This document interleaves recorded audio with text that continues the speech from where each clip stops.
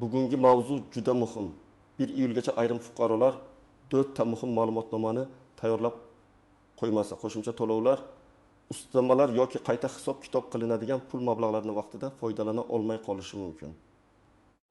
Men buni qo'rqitish uchun emas, amalda ko'p uchrayotgan muammoni oldindan tushuntirish uchun aytyapman. Odam hujjatini vaqtida yig'maydi. Keyin nega menga kam chiqdi? Nega qo'shimcha to'lov berilmadi? Nega arizam rad bo'ldi deb yuradi. Shuning uchun videoni oxirigacha ko'ring. Chunki bu ma'lumot pensionerlar, nafaqa oluvchilar, budjet tashkilotida ishlaydiganlar, ijtimoiy yordamga muhtoj oilalar va qo'shimcha ustama talab qilishi mumkin bo'lgan ko'plab fuqarolarga tegishli. Hozir kanalga obuna bo'ling, like bosib qo'ying. Chunki men bunday huquqiy va amaliy masalalarni oddiy tilda tushuntirib boraman. Avval ko'p narsalar qog'oz orqali yurardi. Fuqaro o'zi ish joyiga borardi, arxivga borardi, mahallaga borardi, tibbiyot muassasasiga borardi, kadastrga yoki soliq idorasiga borardi. Keyin olgan ma'lumotnomasini pensiya jamg'armasiga, ijtimoiy himoya organiga yoki ish beruvchiga topshirardi. Bu jarayonda hujjat yo'qolardi. Ma'lumot noto'g'ri yozilardi. Familiya bir joyda boshqacha, boshqa joyda boshqacha chiqardi. Ish staji to'liq ko'rinmasdi. Oylik maoshi haqidagi ma'lumot arxivdan topilmasdi. Hozir esa ko'p ma'lumotlar elektron bazalar orqali tekshiriladi. Bu yaxshi tomoni. Fuqaro ortiqcha yugurmasligi kerak. Lekin bitta muhim tomoni bor. Elektron bazada siz haqingizdagi ma'lumot to'liq bo'lmasa, tizim sizga avtomatik ravishda qo'shimcha to'lovni hisoblamasligi mumkin. Ya'ni siz aslida haqli bo'lishingiz mumkin, lekin hujjatingiz tizimda ko'rinmasa, pulingiz vaqtida chiqmaydi. Mana eng katta xavf shu. Men amaliyotda ko'p ko'rganman. Odam 30 yil ishlagan, lekin bazada 24 yil ko'rinadi. Kimdir nogiron farzandini parvarish qilgan, lekin bu davr tasdiqlanmagan. Kimdir zararli yoki og'ir sharoitda ishlagan, lekin ish joyi ma'lumotnomasi yo'q. Yana kimdir oila tarkibi bo'yicha qo'shimcha yordamga haqli, lekin ro'yxatda bir kishi noto'g'ri ko'rsatilgani uchun yordam kamayib ketgan.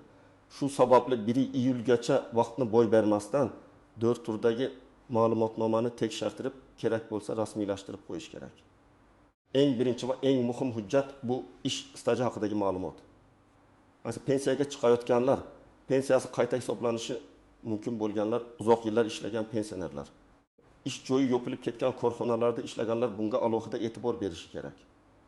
Ish staji pensiya miqdoriga, ayrim ustamalarga, ayrim imtiyozlarga bevosita ta'sir qiladi.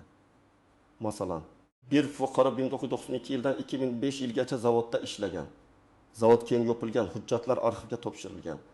Fuqaro pensiyaga chiqqanda elektron bazada faqat 2000 yildan keyingi davr ko'rinadi. 1992-1990 yillar ko'rinmaydi. Natijada 7 yil staj hisobga olinmay qolsa, pensiya miqdori kamayishi yoki qo'shimcha ustama chiqmasligi mumkin. Bu yerda men ishlaganman-ku deyish yetarli emas. Uning mehnat daftarchasi, arxiv ma'lumotnomasi, buyruq nusxasi, ish haqi vedomosti yoki boshqa rasmiy hujjat bilan tasdiqlash kerak. Yana bir misol, ayol kishi bolasi bilan parvarish ta'tilida bo'lgan. Ayrim davrlar qonunchilikka ko'ra stajga qo'shilishi mumkin. Lekin bu ham to'g'ri rasmiylashtirilgan bo'lishi kerak. Agar ish joyida buyruq bo'lmasa yoki arxivda saqlanmagan bo'lsa, keyin pensiya hisoblashda muammo chiqadi. Shuning uchun ayollar, ayniqsa 1990 yillar va 2000 yillar boshida ishlaganlar o'z mehnat daftarchasidagi yozuvlar to'g'riligini tekshirib olish kerak. Men tavsiya qiladigan birinchi qadam mehnat daftarchangizni ko'rib chiqing. Ishdan bo'shagan sana, lavozim nomi, tashkilot nomi aniq yozilganmi, muhr bormi, imzo bormi, buyruq raqami bormi, shularni tekshiring. Agar korxona yopilgan bo'lsa, tuman yoki viloyat arxiviga murojaat qiling. Agar ish joyi hozir ham faoliyat yuritayotgan bo'lsa, kadrlar bo'limidan rasmiy ish staji ma'lumotnomasini oling. Ikkinchi muhim hujjat bu ish haqi yoki daromad haqidagi ma'lumotnoma. Ko'pchilik o'ylaydi, stajim bo'lsa bo'ldi. Pensiya chiqadi. Yo'q, pensiya yoki ayrim qo'shimcha to'lovlar hisoblanayotganda daromad masalasi ham muhim. Ayniqsa ayrim davrlardagi yuqori ish haqi pensiya hisob-kitobiga ta'sir qilishi mumkin. Masalan, bir kishi 1998 yildan 1995 yilgacha kon korxonasida ishlagan va o'sha paytda yaxshi maosh olgan. Hozir pensiya hisoblanganda bu davrdagi ish haqi ma'lumotlari topilmasa, tizim minimal yoki mavjud ma'lumot asosida hisoblab qo'yishi mumkin. Natijada odam har oy 200 ming, 300 ming, ba'zan undan ham ko'proq puldan ayrilishi mumkin. Bir oyda kichik ko'ringan farq bir yilda katta pulga aylanadi. Masalan, oyiga 250 ming so'm farq bo'lsa, bir yilda 3 million so'm bo'ladi. 3 yilda esa 9 million so'm. Mana nima uchun ma'lumotnomani vaqtida olish juda muhim. Ish haqi ma'lumotnomasida davr aniq ko'rsatilishi kerak. Qaysi yillar uchun, qaysi lavozim bo'yicha, qancha ish haqi hisoblangan, ushlab qolingan soliq yoki badallar bo'lganmi, tashkilot rahbari va bosh hisobchi imzosi bormi? Agar ma'lumot arxivdan olinayotgan bo'lsa, arxiv ma'lumotnomasi rasmiy blankada raqam bilan, sana bilan berilishi kerak. Daromad ma'lumotnomasi faqat pensiya uchun emas. Ijtimoiy yordam, subsidiya, nafaqa yoki oilaning ehtiyojmandligini aniqlashda ham daromad muhim. Masalan, oilada 5 kishi yashaydi, lekin bir kishining rasmiy daromadi bazada noto'g'ri ko'rinib qolgan. Aslida u ishsiz, lekin eski ish joyi tizimida hali yopilmagan bo'lishi mumkin. Bunday holatda oilaga yordam chiqmasligi mumkin. Yoki aksincha odam ishlayotgan bo'lsa-yu, daromadini yashirsa, keyin ortiqcha to'langan summa qaytarib undirilishi mumkin. Shuning uchun daromad ma'lumotlari toza va aniq bo'lishi kerak. 3-hujjat bu oila tarkibi, qaramog'idagi shaxslar, voyaga yetmagan bolalar, nogironligi bo'lgan oila a'zolari yoki ishlamaydigan qaramog'idagi shaxslar haqidagi ma'lumot. Nega bu kerak? Chunki ayrim qo'shimcha to'lovlar faqat fuqaroning o'ziga emas, uning oilaviy holatiga qarab ham belgilanadi. Masalan, pensionerning qaramog'ida voyaga yetmagan farzandi bo'lishi mumkin. Yoki mehnatga layoqatsiz turmush o'rtog'i bo'lishi mumkin. Yoki oila ijtimoiy yordam olish uchun murojaat qilganda uyda necha kishi yashashi, ularning daromadi. Nogironlik holati, o'qishi, ishlashi tekshiriladi. Agar oila tarkibi noto'g'ri bo'lsa, to'lov miqdori ham noto'g'ri bo'ladi. Oddiy misol keltiraman. Bir oilada ona 2 nafar voyaga yetmagan bola va buvi yashaydi. Ona vaqtincha ishlamaydi, buvi pensiya oladi. Agar tizimda bu oilada yana bir katta yoshli ishlaydigan shaxs ro'yxatda turgan bo'lsa, masalan oldin shu uyda yashagan qarindosh propiskadan chiqmagan bo'lsa, ijtimoiy yordam hisobida oilaning daromadi boshqacha ko'rinishi mumkin. Natijada yordam kamayadi yoki umuman chiqmaydi. Shuning uchun oila tarkibini tekshirish kerak. Yana bir holat, farzand boshqa shaharda o'qiydi, lekin ota-onaning qaramog'ida. Ayrim to'lovlarda kunduzgi ta'limda o'qiyotgan farzand haqidagi ma'lumot kerak bo'lishi mumkin. Bunda ta'lim muassasasidan o'qish haqidagi ma'lumotnoma olinadi. Agar farzand 18 yoshga to'lgan bo'lsa, u hali bolam-ku deyish yetarli emas. Uning o'qiyotgani, ishlamayotgani yoki qaramog'ida ekani hujjat bilan tasdiqlanadi. Oila tarkibi bo'yicha yana bir nozik masala bor. Nikoh, ajrim, aliment, vasiylik, homiylik. Masalan, ayol 2 farzandini yolg'iz tarbiyalaydi, lekin ajrim hujjati yoki aliment bo'yicha ma'lumot yo'q. Tizimda eri bor deb ko'rinadi. Bunday holatda ayrim ijtimoiy yordamlar rad qilinishi mumkin. Shuning uchun fuqarolik holati dalolatnomalari, sud qarori, aliment ijro hujjati, vasiylik qarori kabi hujjatlarni tartibga keltirib qo'yish kerak. 4-muhim hujjat bu imtiyozga asos bo'ladigan holatni tasdiqlovchi ma'lumotnoma.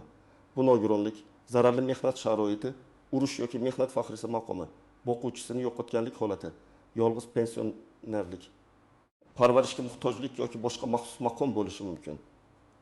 Ayniqsa nogironlik bo'yicha hujjatlarga juda e'tiborli bo'lish kerak. Nogironlik guruhi, muddati, qayta ko'rik sanasi, tibbiy mehnat ekspert komissiyasi xulosasi bazada to'g'ri ko'rinishi kerak. Agar nogironlik muddati tugagan bo'lsa va fuqaro qayta ko'rikdan o'tmagan bo'lsa, to'lov to'xtashi mumkin. Ba'zi odamlar oldin olardim, endi nega to'xtadi deb hayron bo'ladi. Sabab oddiy. Hujjat muddati tugagan, tizim esa muddati o'tgan hujjat asosida pul to'lay olmaydi. Masalan, fuqaroning 2 guruh nogironligi 2024 yil may oyigacha belgilangan. U qayta ko'rikdan o'tishni kechiktirdi. Iyun oyida to'lov to'xtadi yoki kamaydi. Keyin u iyulda hujjatni yangiladi, lekin oradagi davr bo'yicha alohida tekshiruv va qayta hisob-kitob kerak bo'ldi. Bu esa vaqt oladi, asab oladi. Ba'zan pulni kechiktiradi.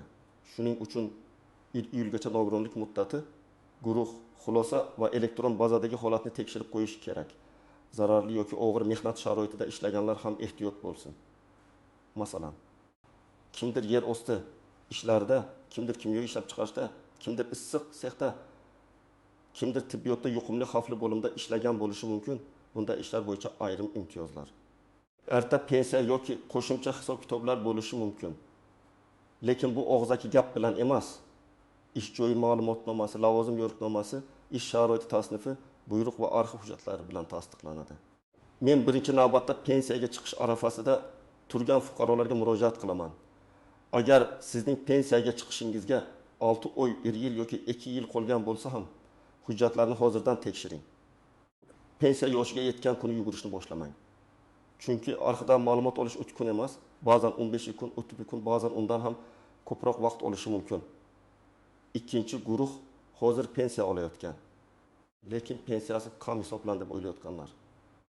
Agar siz men ko'p ishlaganman, lekin pensiyam juda kam desangiz, sababini tekshirtiring. Ehtimol stajning bir qismi kirmagandir. Ehtimol ish haqi ma'lumotlari to'liq olinmagandir. Ehtimol qaramog'ingizdagi shaxs bo'yicha ustama hisoblanmagandir. Buni bilish uchun rasmiy tartibda murojaat qilish kerak. 3-guruh ijtimoiy yordam, bolalar nafaqasi, moddiy yordam, subsidiya yoki boshqa to'lovlarga murojaat qilayotgan oilalar. Sizda oila tarkibi, daromad, mulk, transport, rasmiy ish holati bo'yicha ma'lumotlar to'g'ri bo'lishi kerak. Bitta noto'g'ri ma'lumot butun arizani rad qildirishi mumkin. 4-guruh nogironligi bo'lgan shaxslar, parvarishga muhtojlar, boquvchisini yo'qotganlar, yolg'iz keksalar. Sizlarda hujjat muddati, maqom va bazadagi ma'lumotlar alohida ahamiyatga ega. Agar biror hujjat muddati tugagan bo'lsa, to'lov avtomatik davom etadi deb ishonib qolmang.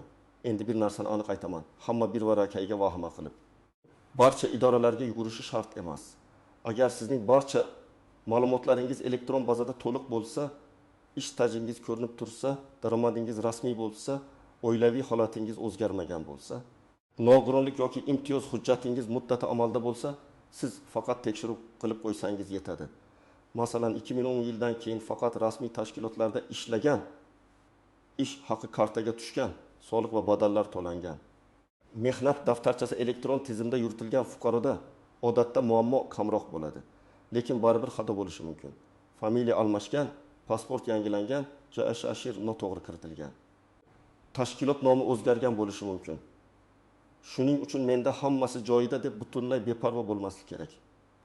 Eng ko'p uchraydigan xato bu odamlar ma'lumotnoma deganda faqat bitta qog'ozni tushunadi. Aslida holatga qarab bir nechta hujjat kerak bo'lishi mumkin. Masalan, ish stajini tasdiqlash uchun mehnat daftarchasi yetarli bo'lmay qolishi mumkin. Agar yozuvda muhr bo'lmasa, buyruq raqami bo'lmasa, tashkilot nomi aniq bo'lsa, qo'shimcha arxiv ma'lumotnomasi so'raladi. Ikkinchi xato, odamlar muddati o'tgan hujjat bilan yuradi.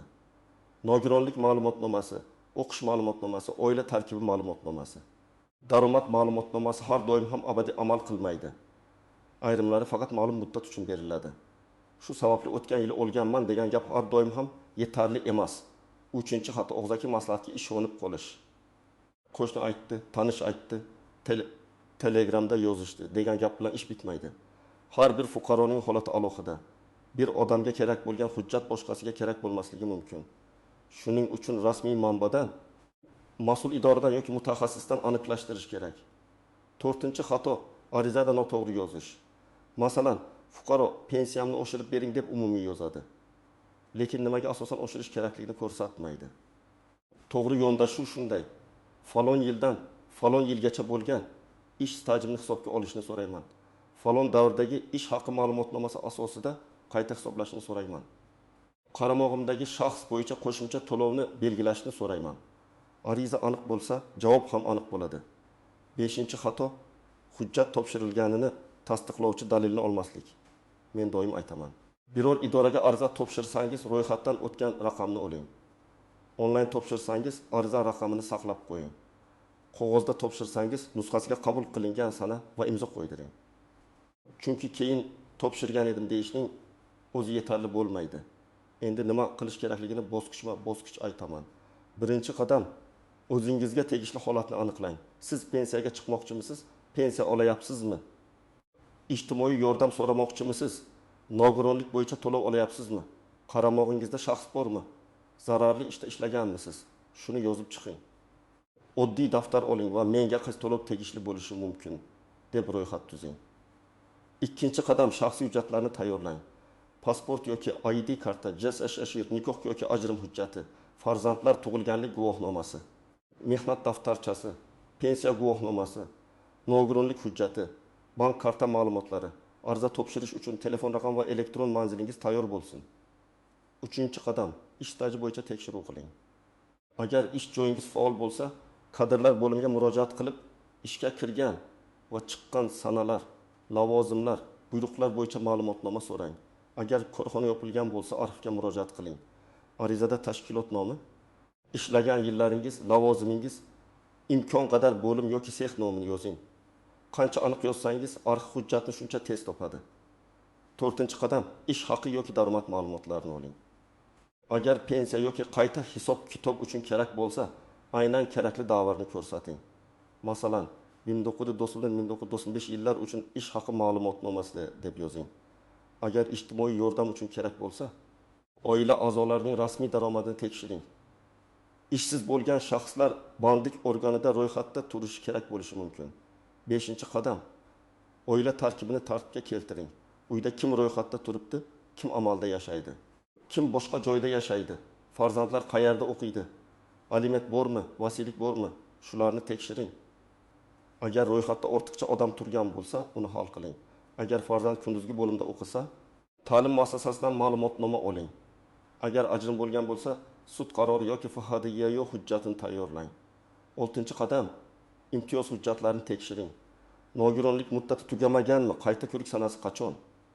Parvarishga muhtojlik bo'yicha tibbiy xulosa bormi?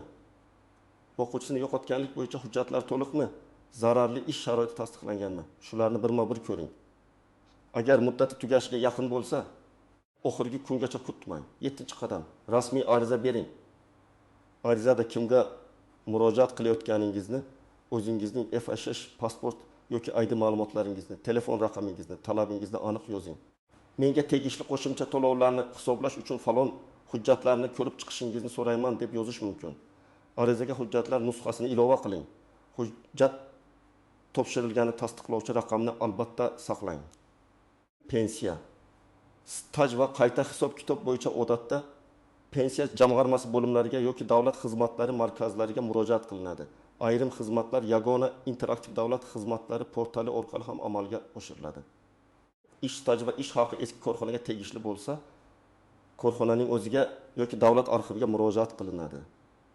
Ijtimoiy yordam, oilaviy holat, ehtiyojmandlik bo'yicha mahalla ijtimoiy himoya organlari, davlat xizmatlari markazi yoki tegishli elektron platformalar orqali ariza beriladi. Nogironlik va tibbiy xulosalar bo'yicha tibbiyot muassasalari hamda tibbiy ijtimoiy ekspertiz tartiblariga amal qilinadi.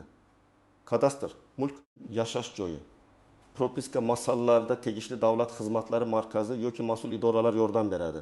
Men bitta muhim maslahat beraman. Bitta idora bu bizniki emas desa, to'xtab qolmang. Yozma javob so'rang. Yozma javobda qaysi idoraga murojaat qilish kerakligi ko'rsatiladi. Og'zaki rad javob bilan uyga qaytib ketmang. Chunki sizning huquqingiz hujjat bilan himoyalanadi. Hujjat topshirgandan keyin kutib o'tirmang. Ariza raqami orqali holatini tekshirib boring. Agar belgilangan muddatda javob kelmasa, qayta murojaat qiling.